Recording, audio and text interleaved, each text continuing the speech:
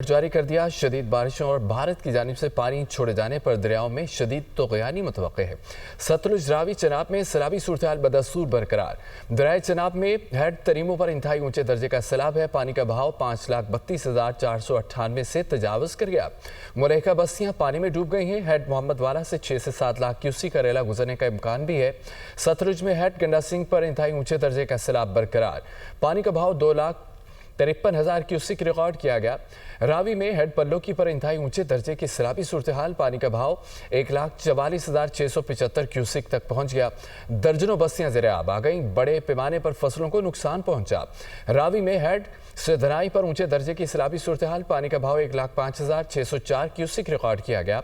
दरियाई बेल्ट में पानी घरों में दाखिल, हज़ारों अफराद मुतासिर हुए। सैकड़ों एकड़ पर तैयार खड़ी फसलें तबाह हो गईं। हेड सुलेमान के पर पानी की सतह कम होने लगी। 100 से ज़ायद मोज़ाजात ताहाल ज़ेर-ए-आब। हेड पंजनद पर पानी की आमद 92,307 क्यूसिक हो गई।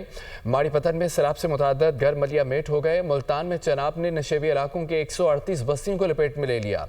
हज़ारों एकड़ पर रकबे कर खड़ी कपास समेत दीगर फसलें तबाह हो गईं। ओकाड़ा में रावी के रेलों ने दर्जनों देहात को डुबो दिया। मुल्तान में चनाब के नशेबी इलाकों ने 138 बस्तियों को लपेट में ले लिया। ओकाड़ा में रावी के रेलों ने दर्जनों देहात को डुबो दिया।